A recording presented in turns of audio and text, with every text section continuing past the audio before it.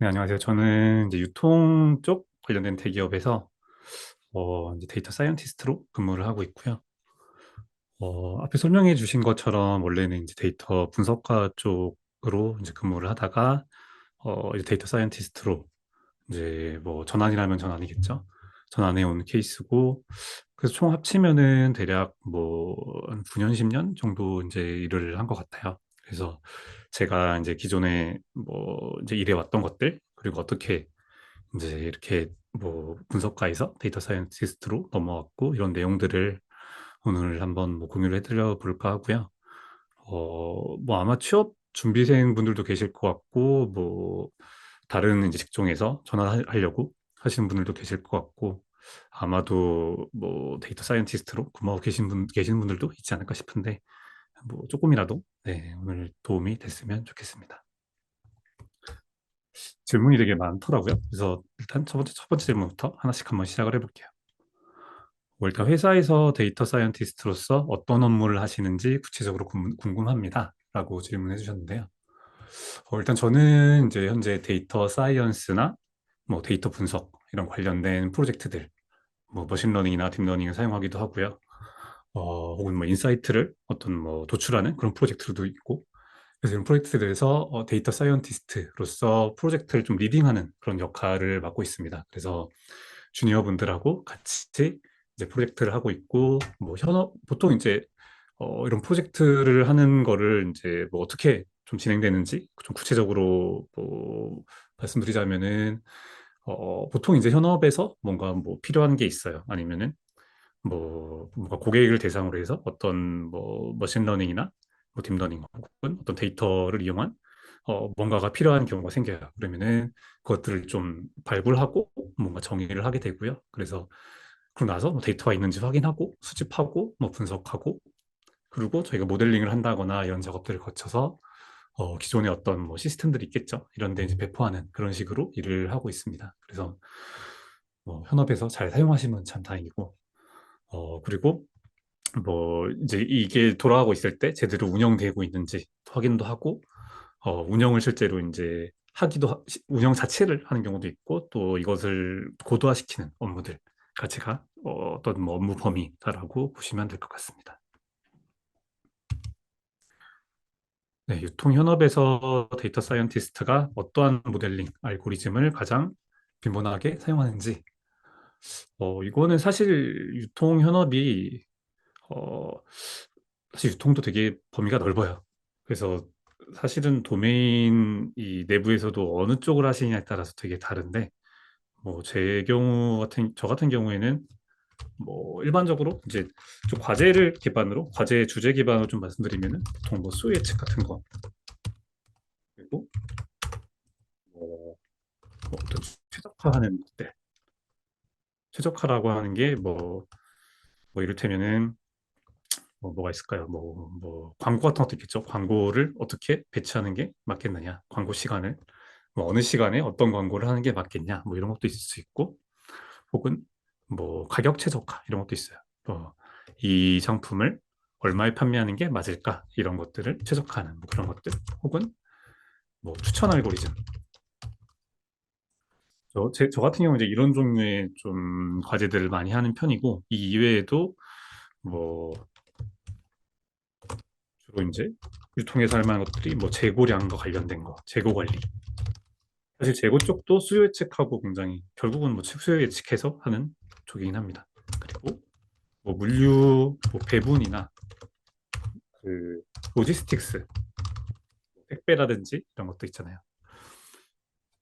뭐 요런 뭐 여러 가지 과제들이 있을 수 있는데, 이제 제가 주로 하는 뭐 것들을 기반으로 구체적으로 좀 알고리즘을 좀 더 뭐 말씀드리자면은, 사실 많이 사용하실 것들을 사용해요. 특별히 뭐 새로운 게 나올 건 없고, 예를 들면 뭐 랜덤 포레스트라던가 엑스부스트 같은 거,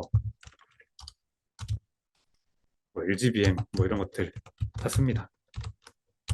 이런 것도 쓰고, 뭐 딥러닝들도 쓰고요. 그리고 수요 예측이다 보니까 당연히 뭐 시계열 모형들, STM 같은 것도 쓰고, 아리마 같은 모형들. 최적화 쪽 같은 경우에는 뭐 시뮬레이션 해서 하는 방법들이나 뭐 선형계법 뭐 이런 것들을 쓰거든요. 주로 뭐 산업공학 쪽에서 많이 할 법한 그런 것들을 좀 많이 쓰는 것 같고, 추산 알고리즘은 이것도 뭐 CF나 뭐 매트릭스 벡터이제이션 같은 뭐 이런 종류의 알고리즘들, 이런 종류들을 많이 쓰는 것 같아요. 그래서 과제 성격에 따라서 되게 좀 많이 달라지는 것 같고요. 다음으로 유통산업에서 데이터 사이언티스트는 다른 산업 도메인에서 하는 역할과 어떻게 다른지 구체적으로 궁금합니다. 사실 특별히 뭐 다르다고 보지는 않긴 하거든요. 그 역할 자체가. 도메인이 이게 먼저 데이터 사이언티스트가 어떤 역할을 하는가를 먼저 좀 생각을 해보면은 저는 이렇게 좀 정의를 하거든요. 저는 문제를 해결, 문제를 해결하는 사람이다 라고 생각을 해요. 근데 이거를 데이터를 이용해서 해결하는 사람이다 라고 뭐 생각을 하고요. 근데 이게 사실 도메인에 따라서 크게 달라질 건 없는데 뭐 환경은 좀 달라질 수는 있겠죠. 아무래도 IT 성향이 강한 기업들일수록 좀 더 뭐 개발적인 역량이 좀 더 요구된다거나 그런 역할을 좀 더 할 수도 있는 거고, 뭐 현업에 현업하고 좀 더 뭔가 뭐 니즈가 중요하다 이런 경우에는 사실 현업하고 뭐 소통 같은 거 이런 것들이 또 중요한 경우들도 있고요. 그런데 기본적으로는 데이터를 이용해서 문제를 해결하는 그런 역할을 한다라고 보시면 될 것 같고, 어, 그리고 뭐 누구랑 일하는가에 따라서 조금 달라질 수는 있을 것 같습니다. 뭐 현업이 될 수도 있고, 또 이 문제의, 정확히 말하자면 문제의 주체가 누구인가. 네? 계속 말씀드린 현업도 있지만 실제 사용하는 고객이나 뭐 웹사이트 같은 경우에 사용자 포털 같은 경우에는가 되겠죠. 그래서 이런 것들이 좀 달라진다라고 보실 수 있을 것 같아요. 환경 계열 대학원을 전공하신 이유는 데이터 사이언티스트 취업 때 도움이 되었는지. 일단 저 같은 경우에는 원래 이제 학부를 성경 계열을 전공을 했었고요. 사실은 이제 저 같은 경우에는 이제 저는 이제 나이가 조금 이제 있는 편이에요. 뭐 30대 한 후반에서 40대 초반 정도 이제 되는데, 제가 이제 학부 다니고 이럴 때는 사실 빅데이터, 뭐 데이터 사이언스 이런 게 막 유명 핫하고 그럴 때는 아니었어요. 그러다 보니까 뭐 원래는 이제 저도 상경계통으로 공부를 하다 보니까 뭐 재미있었고, 그래서 대학원을 가서 이쪽 계통으로 한번 공부를 좀 더 해보고 싶다. 또 좀 연구하고 이런 성향이 좀 있다 보니까 대학원 진학을 결정했는데, 그런데 하다 보니까 상경계통이 이제 좀 두 가지 정도, 대학원 가면 두 가지 정도 나뉜다고 보시면 돼요. 이론을 공부할 거야, 아니면 데이터를 기반으로 해서 뭔가를 할 거야. 근데 여기에도 또 이렇게도 볼 수 있겠네요. 뭐 수학을 쓰냐 안 쓰냐, 대부분 사용하긴 하는데 수학의 중요도의 차이라고 볼 수 있겠네요. 근데 저는 대학원 때 하다 보니까 좀 수학과 데이터가 중요한 쪽을 했던 거죠. 그리고 이게 재밌었어요. 하면서 특히 좀 데이터 만지고, 또 여기에다가 사실 코딩을 또 할 수밖에 없거든요. 통계 코딩은 뭐 R 같은, 뭐 그때는 이제 파이썬을 많이 쓰던 때는 아니라서, 그러다 보니까는 자연스럽게 이제 뭐 데이터 분석 쪽 관련된 쪽으로 이제 상경계통에서도 그런 쪽으로 취업을 했던 것 같고, 아무래도 이런 부분들이 데이터 사이언티스트로서 취업할 때도 도움이 좀 되었죠.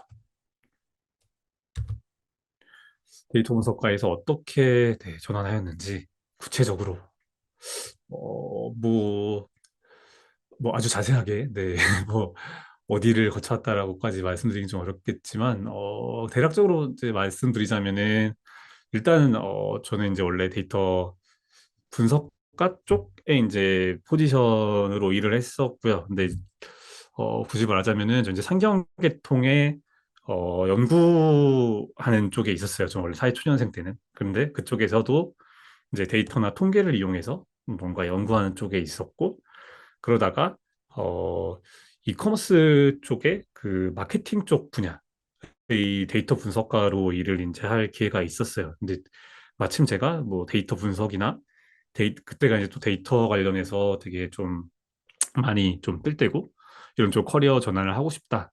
커리어 전환이라기보다는 그쪽 도메인을 좀 옮겨간다라고 표현하는 게 맞겠네요. 하고 싶다는 생각을 했었고 마케팅 쪽은 어쨌든 뭐 성경계통에서는 네, 연관이 있는 분야다 보니까 그렇게 옮겨가서 마케팅 쪽 데이터 분석을 했었어요. 이커머스 쪽에서. 그러다 보니 뭐 웹데이터, 뭐 구글 애널리틱스 같은 데이터들을 뭐 만진다거나 그런 업무들을 많이 수행을 했었고요. 그러다가 이제 데이터 사이언티스트로 에 대한 관심도 생긴 거죠.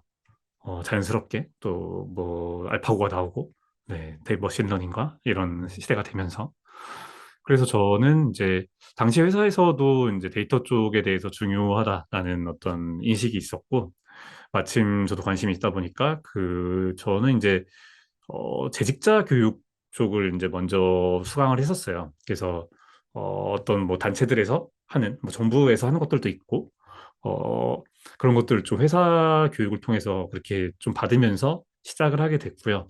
그리고 그 이외에 개인적으로는 뭐 부트캠프 같은 이런 메타코트처럼 이런 부트캠프류의 이런 수업들을 많이 수강을 했었고 그러면서 어, 자연스럽게 좀 건너갈 수 있는 그런 기반이 만들어졌던 것 같아요. 특히 뭐 이런 사실 그때는 메타코드처럼 이런 뭐 인터넷 강의들로 이런 개발자 교육들이나 뭐 데이터 사이언스 교육 이런 게 많지는 않았거든요. 근데 그래서 저는 사실 뭐 그런 쪽을 많이 듣지는 않았었는데 근데 지금 같으면은 사실 이런 수업들을 들으면 굉장히 도움이 되지 않을까라는 생각이 좀 들더라고요. 그래서 그런 것 들으면서 준비를 하고 이게 좀 데이터 분석가하고 데이터 사이언티스트는 어쩔 수 없이 이제 과거에는 좀 안 그랬지만 최근에는 특히나 데이터 분석가도 당연히 머신러닝 해야 되고요. 데이터 사이언티스트도 인사이트 해야 됩니다. 인사이트 분석하고 뭐 지표 만들고 데이터 분석 시각화 다 해야 됩니다. 그러다 보니까 뭐 자연스럽게 좀 넘어올 수 있었던 것 같아요. 네. 어떤 것을 가장 중요하게 준비해야 할지 이게 네, 제 생각에 일단은 분석가로 만약에 계시다면은 이거 조금 네, 적으면서 말을 하는 게 낫겠네요.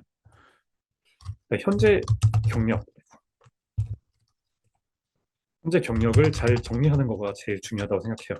그리고 포트폴리오라고 차라리 포트폴리오 정리라고 그냥 표현할게요. 왜냐하면 데이터 분석가나 데이터 사이언티스트나 업무가 뭐 당연히 상당 부분 겹칩니다. 그렇기 때문에 데이터 분석가로서 내가 어떤 업무를 했는가 경력을 정리하는 거 이거 제일 저는 중요하다고 생각을 하고요. 그리고 아까 뭐 말씀드렸던 교육 공부하는 거 중요합니다.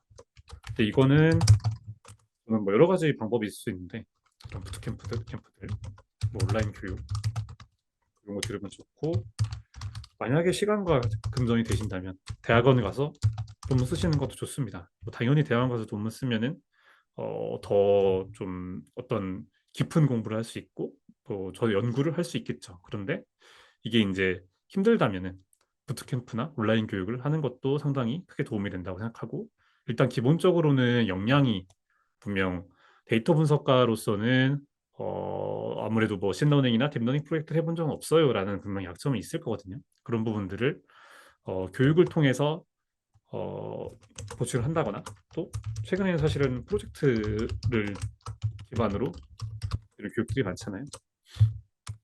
그래서 이런 부분들 좀 준비하신다면은 어, 데이터 분석까지만 이 부분은 부족합니다라는 것을 그렇지만 저는 공부를 통해서 뭐 이런 부분들을 뭐 준비했습니다. 머신러닝, 딥러닝 이런 거 해봤고 교육을 들으면서 이런 경험이 있습니다. 그렇기 때문에 뭐 가능합니다라고 말씀할 수 있지 않을까라고 생각을 합니다. 특히 이게 대기업들일수록 좀 과거 경험을 중요하게 생각을 해요. 제 경험상으로는. 근데 경험이라는 게 기업에서 프로젝트 한 거를 중요하게 생각해요. 제 경험으로는. 그래서 어, 요, 이 부분에 대해서 좀 준비가 되지 않는다면은 뭐 여러 가지 생각을 좀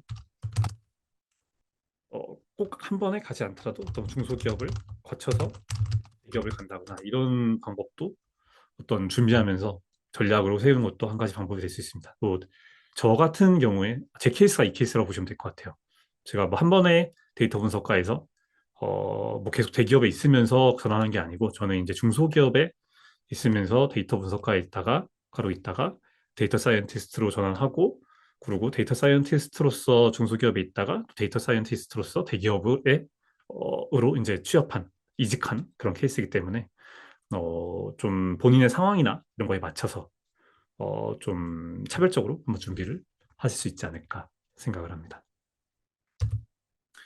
데이터 분석과는 다르게 데이터 사이언티스트가 네, 여기 트가 빠져 있네요. 네, 확실히 가져야 할 능력은 요거는 사실 데이터 분석과 데이터 사이언티스트의 역량이 어떤 차이가 있는가라는 질문이라고 생각이 되는데 뭐 이건 이제 많이 들어보셨을 거라고 생각해요. 데이터 사이언티스트와의 가장 큰 차이는 결국 예측입니다. 예측 모형을 만들 수 있는가 아닌가 합니다. 그래서 어, 이게 예측적 분석이라는 말도 하거든요. 그래서 데이터 분석가는 과거나 현재를 분석하고 데이터 사이언티스트는 미래를 예측한다라고들 많이 얘기하거든요.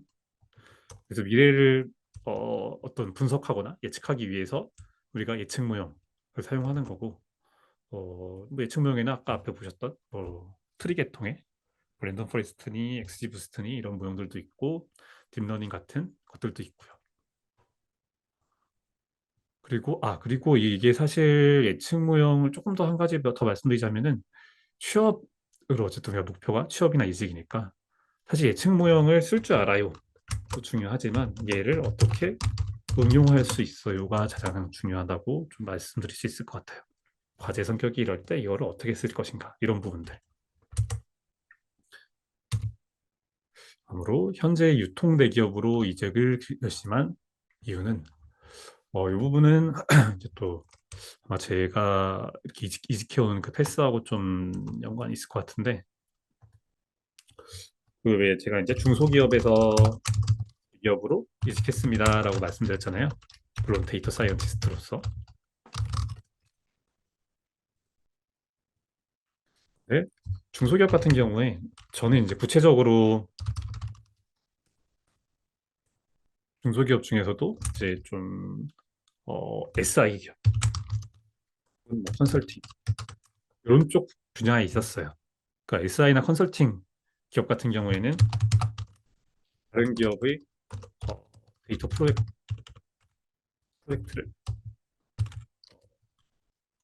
주는 그런 일이라고 보시면 돼요. 뭐 이게 이제 개발자분들 같은 경우에는 뭐 특정 기업, 예를 들어서 뭐 삼성의 프로젝트를 한다. 그러면 삼성의 뭐 어떤 웹사이트를 만드는데 그거를 외주를 준다. 그러면은 이런 SI나 이런 기업들이 들어가서 웹사이트를 만들어주는 거죠. 이것처럼 만약에 삼성에서 뭐 머신러닝, 딥러닝을 이용한 어떤 뭐 AI 서비스를 만들고 싶어. 근데 어, 뭐 이걸 외부인 업체를 쓴다고 이제 치면은 내부 역량이 부족하거나 했을 때 그런 경우에 가서 해주는 거죠. 그래서 저 같은 경우에도 사실은 이제 유통업 관련된 이제 대기업들에서 이런 프로젝트들을 좀 했었어요. 그런 경험들이 꽤 있었고 그러다 보니까 저는 이제 유통업 도메인이 괜찮다라고 생각을 했고요. 재밌다라고 생각을 했고 제 경험이 있으니까 이 부분이 제 강점이라고 생각했고 저희 강점은 도메인 경험이 있구나. 근데 이 도메인 경험을 쌓는 게 이게 되게 어렵거든요. 근데 저는 이런 경험이 있고 또 해보니까 재밌는 것 같고 괜찮은 것 같고 그래서 유통 대기업 쪽으로 커리어를 내가 가지고 가야겠구나라고 생각을 했고요. 그래서 이쪽으로 이직을 결심하게 되었습니다. 이직했던 과정에 대해서 구체적으로 준비했던 스펙과 내용, 면접 과정이 궁금합니다. 이거 되게 네, 어려운 내용 같은데 저도 사실은 뭐 자세히 지금 기억은 안 나지만 사실 일단은 스펙이라는 게 저는 자격증 같은 거 따로 없어요. 왜냐하면은 저 같은 경우에는 주니어가 아니거든요. 아니었거든요.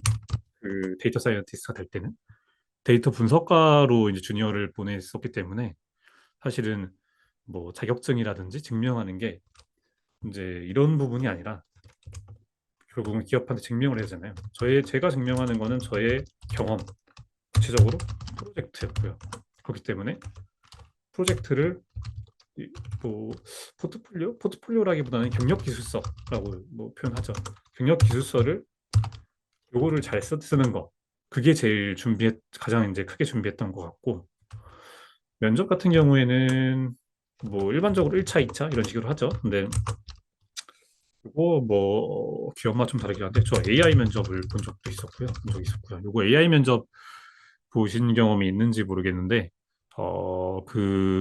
이게 아마 어떤 뭐 기업에서 만들어서 막 사람 이제 카메라로 찍으면서 표정이나 목소리 톤 이런 것들까지 다 이제 AI가 어떤 점수화 시켜서 그래서 이 사람이 잘 대답하고 있다, 아니고 있다 이런 것들이 이제 보여주는 면접이고요. 요거는 사실은 이제 막 게임 같은 걸 해요. 뭐 어떤 게임을 그 문제를 주고서는 게임을 시키는데 뭐 물론 너무 못하면 안 되겠지만 이거는 게임 성적보다는 태도가 더 중요해요. 게임하다가 화난다고 막 욕하고 이러는 순간 바로 탈락합니다. 그래서 요런 과정이 좀 하나 특이했었고 그리고 그 이외에는 보통 일반적인 실무진 면접하고 뭐 있었죠? 뭐 대표이사 면접 뭐 이런 것들이 있었겠죠? 대표이사 혹은 임원진 면접. 으로 입사 후에 알게 된 직무의 어려움이나 아쉬웠던 점 혹은 좋았던 점이 있다면 이게 이제 데이터 사이언티스트 직무로서 어려운 점이나 아쉬웠던 점이라고 질문의 의도를 좀 파악을 하는 게 맞을 것 같네요. 어, 일단 데이터 사이언티스트는 아까 이제 자, 앞에부터 계속 말씀드리는 것 중에 하나가 문제, 문제를 해결하는 사람이죠. 근데 실무를 하다 보면은 문제라는 놈이 명확하면 괜찮아요. 해결하면 돼요. 뭐 길을 가는데 다리가 무너졌어요. 그럼 다리 세우면 돼요. 근데 문제가 뭔지를 모른다.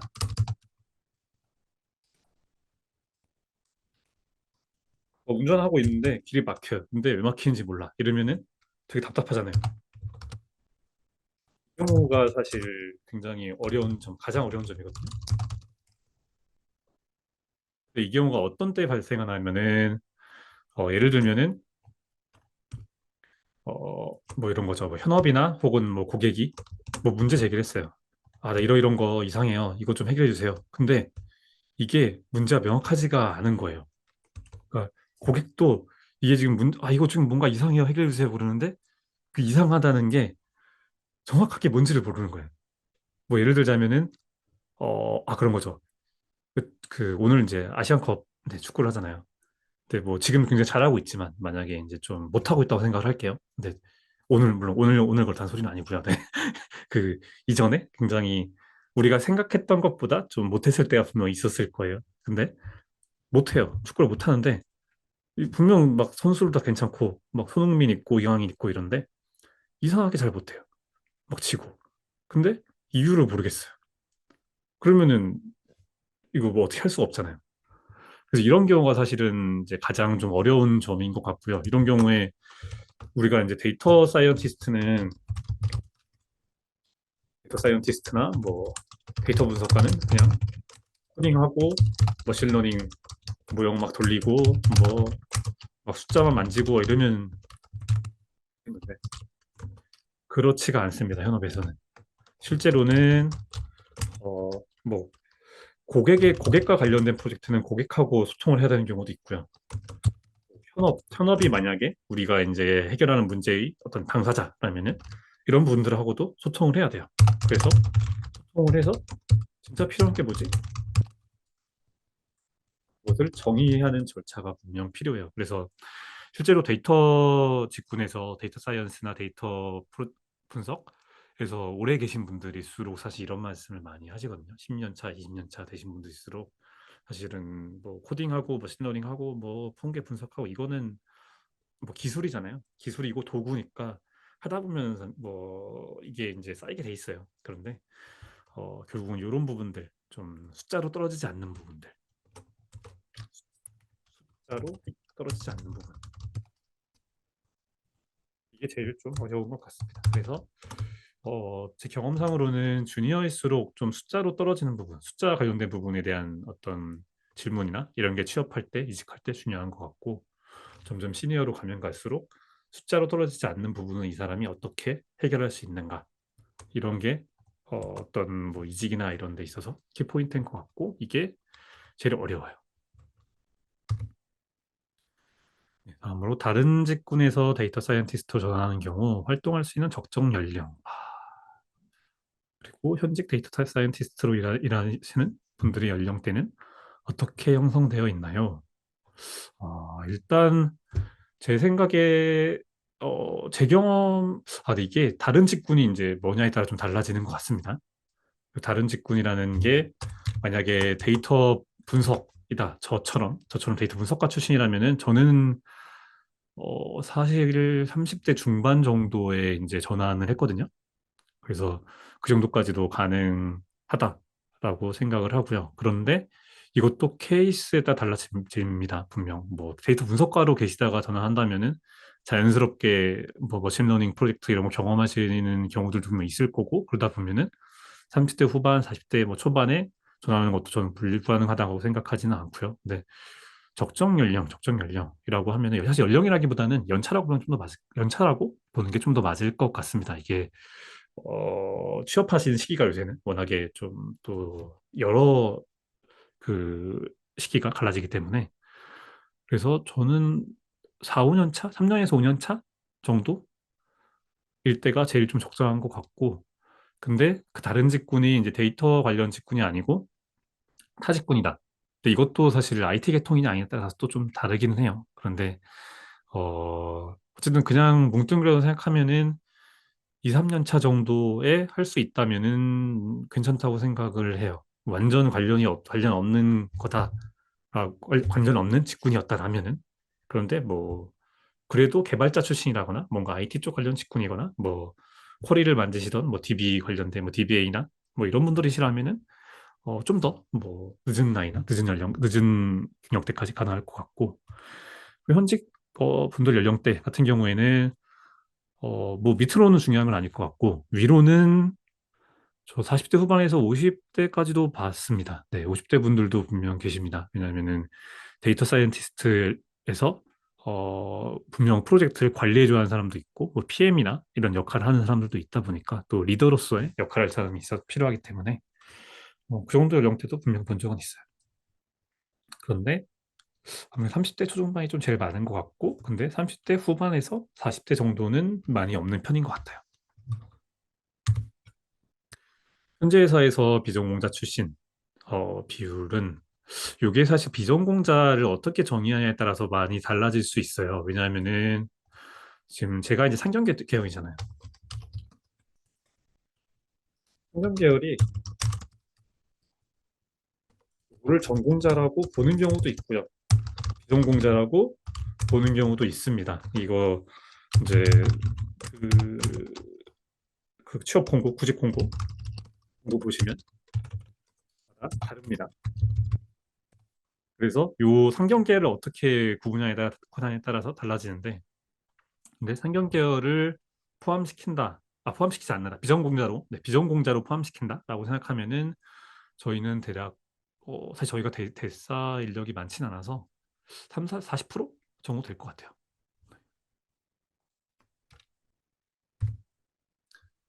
그리고 데이터 사이언티스트 취업에 필수적인 혹은 도움이 되는 역량과 기술 스펙은 요거는 네, 요거를 제가 적어놓은 게 있는데 잠깐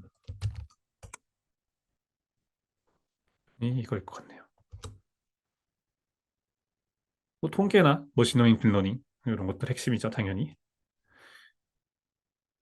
이 데이터 사이언티스트란 직업이 물론 이제 코딩 뭐 중요하겠죠, 당연히. 파이썬도 딥러닝, 머신러닝 하려면은 사실 파이썬 당연히 해야 되고요. 그런데 이제 여기에 제가 이제 개발 관련된 거 할 수 있으면은 좋아요. 추천이라기보다 도움이라고 하는 게 좀 더 맞을 것 같아요. 도움. 개발 뭐 혹은 그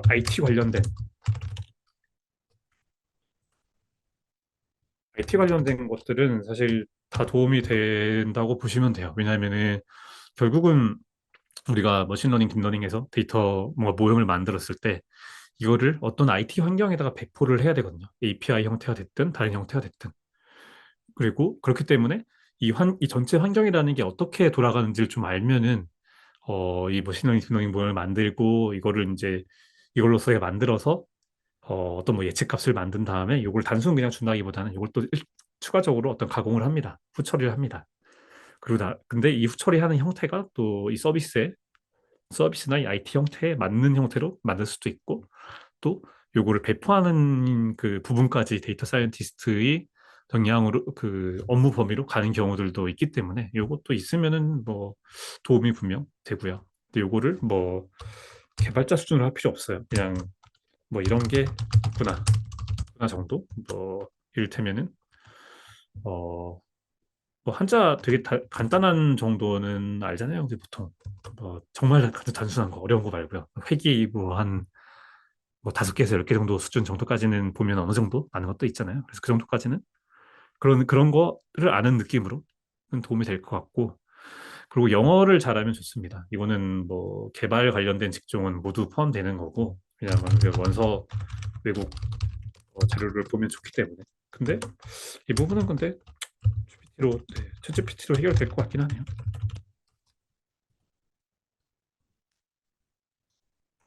해결될 수 있을 것 같아요. 데이터 분석가로 취업할 때 빅분기, SQLD, ADSP 자격증이 도움이 되는지 뭐 당연히 네 이거는 당연히 도움이 되고요. 그런데 요거는 이렇게 설명을 드릴 수는 있을 것 같아요.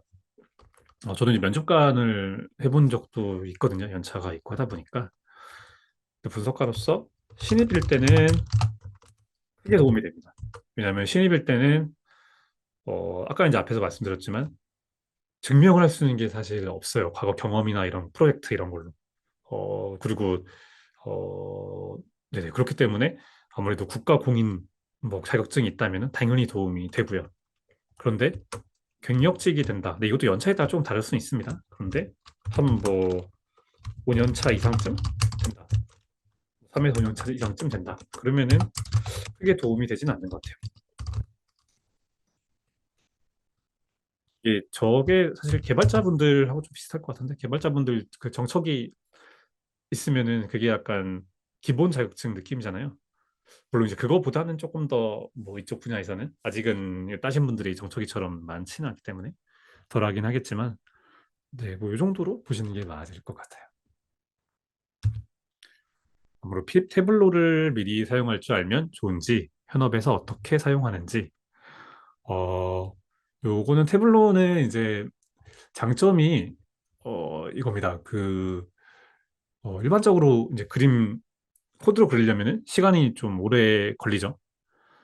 그렇기 때문에 시각화를 하는 데 있어서 뭔가 커스터마이징을 막 굉장히 막 딥하게 해야 되는 거나 아니면은 우리가 이제 화면을 개발해야 되는 경우가 아니면은 좀 비효율적일 수밖에 없습니다. 그래서 좀 빠르게 만들 수 있다는 게 있고 그리고 뭐 서비스로 개발을 한다라고 해도 태블로 서버를 이용해서 이게 이제 배포를 할 수가 있기 때문에 좀 더 어떤 개발 공소가 확실히 적게 든다. 그리고 좀 이쁩니다. 이쁘게 생겨서 좋고요. 그리고 또 한 가지는 이게 어, 인터랙티브 하기 때문에 그래프 위에다가 마우스 갖다 대면은 이게 숫자가 뭔지 바로 볼 수 있고 이게 이제 어떤 항목인지 이런 것들 보기가 쉽기 때문에 사용자 입장에서도 괜찮고요. 그리고 분석가나 또 데이터 사이언티스트 같은 경우에도 이제 인사이트를 분석해서 뭔가 보고를 해야 되는 경우들이 가끔 생길 수가 있거든요. 요새는 무슨 데이터 사이언티스트라고 해서 머신러닝만 해. 이런 거 절대 아닙니다. 뭐 인사이트 이런 거 요구하는 경우도 많아요. 특히 어 4차 산업 분야의 뭐 IT 기업들. 그래서 굉장히 어떤 역할이 세분화되어 있는 왜냐면 그런 기업들은 뭐 개발자 뭐 IT 인력들이 많으니까 그런 기업들 같은 경우에는 그렇지 않을 수 있어요. 그런데 이런 유통업이라든지 혹은 뭐 3차 산업, 2차 산업, 2차 산업까지는 2차 산업도 포함되죠. 네, 제조업이니까.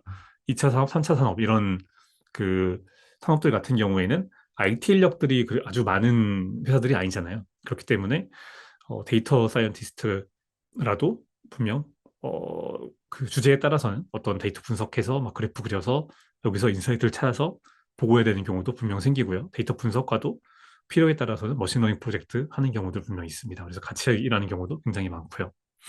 그래서 어쨌든 양쪽에서 분명 다 필요합니다. 태블로라는 게 있으면은 이게 일종의 어떤 컨설팅 한다거나 컨설팅 하듯이 혹은 보고하거나 발표하듯이 어, 하는 그런 자리에서 굉장히 좋아요. 발표할 때 특히 설명할 때 이럴 때 굉장히 좋습니다. 그래서 태블로 사용해 놓으시면은 이거 배워 놓으시면은 네, 이거는 뭐 태블로를 찾을 줄 아는 데이터 분석가냐 아니냐 이거는 사실 데이터 분석가로서는 네, 굉장히 크게 차이가 많이 나고요.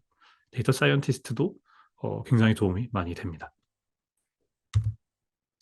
논문 작성한 경험이 없는데 유통대기업 데이터 사이언티스트 취업이 괜찮은지 음, 논문이 아까 앞에서도 한번 말씀드리긴 했는데 대학원을 나오고 논문을 쓰면은 좋아요. 분명히 더 우위에 있는 건 맞습니다. 그런데 이게 이제 필수는 아니에요. 필수는 아니고 근데 이제 대학원을 가면은 그런 얘기 있잖아요. 대학원을 가면은 깊어진다. 근데 너무 한쪽 분야의 시야가 좁아질 수가 있거든요.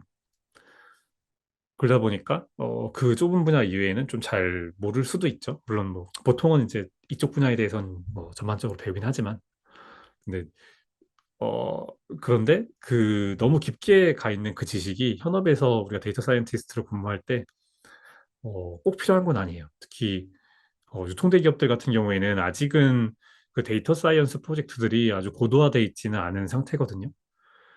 그렇기 때문에 아주 고도화된 연구와 고도화된 논문에서 나오는 어떤 알고리즘을 사용하는 경우는 아직은 많이는 없습니다. 그래서 꼭 논문 작성하고 엄청난 뭐 연구를 한 경험이 있어야 되는 건 아니에요. 물론 있으면 분명 어필 포인트가 되고 좋습니다. 이거 분명 더 나은 건 맞아요. 그런데 이게 없다면은 그럼 뭐가 있어야 되느냐? 그러면은 좀 나는 이제 이런 것도 여러 가지 프로젝트를 해봤어요. 이런 경험을 해봤어요. 여러 가지 이런 것도 해봤고, 뭐 이런 수업도 많이 들어봤고, 또 뭐 내가 데이터 분석가라면 데이터 분석을 통해서 이런 걸 많이 해봤어요라는 게 오히려 도움이 될 수도 있고요. 그리고 대기업들 같은 경우에는 그 뭐 T자형 인재라고 해서 잘하는 거 하나 있고 있으면서 또 제너럴리스트라고 하잖아요. 그 여러 가지를 또 뭐 어느 정도는 또 잘하는 이런 인재들을 좀 좋아하는 것도 있기 때문에 어 분명 네네 뭐 그런 어떤 포인트로 좀 준비를 하신다면은 논문 작성한 경험이 없더라도 분명 도움됩니다. 아 그런데 네 지금 그거는 있어요. 그 논문을 떠나서 어떤 좀 로지컬한 논리적인 생각을 할 줄 알아야 돼요. 네, 그것만 좀 되신다면, 그 연습만 되시면은 도움은 될 것 같습니다. 논문이라는 게 결국은 논리적인 어떤 글이잖아요. 그래서 그 부분만 면접에서 어필할 수 있다면은, 네, 괜찮을 것 같습니다. 자소서에서 어필한 포인트는, 저 같은 경우는 사실 이제 신입으로 어떤 데이터 사이언스 분야로 왔던 거는 아니고, 또 데이터 분석 쪽 갈 때는 사실 저 이제 논문 분석가로 때는 저희 대학원을 나가다 보니까 저희 논문이 있었잖아요. 근데 논문이라는 게 결국은 뭐 프로젝트의 일종의 뭐 대체, 논문이 대체가 프로젝트라고 할까요? 어쨌든 프로젝트랑 비슷한 역할을 한다고 생각을 할게요. 둘이 어느 정도 대체할 수 있다라고 치면은 그래서 저는 이제 이 부분이 신입 때는 포인트였던 것 같고 그래서 뭐 논문을 통해 이런 부분을 분석했고 뭐 이런 효과가 있었다 하는 이 부분 이런 것들을 좀 논리적으로 논리적으로 뭔가 설명을 할 수 있어야 되고요. 그리고 저 같은 경우에는 데이터 사이언티스트 이때는 경력이었죠. 그렇기 때문에 뭐 논문 이런 거보다도 프로젝트 경험, 물론 기업에서의 프로젝트 경험 이걸로 어필을 했고요. 근데 여기도 마찬가지로 프로젝트를 논리적으로 설명할 수 있어야 되고 데이터 분석가도 그렇고 데이터 사이언티스트도 그렇고 특히 데이터 사이언티스트 쪽이 더 좀 그런 것 같은데 제 생각에는 내 생각을 논리적으로 표현할 수 있어야 되고 설명할 수 있어야 되는 거 이게 중요합니다. 단순 뭐 머신러닝 돌릴 줄 알아요.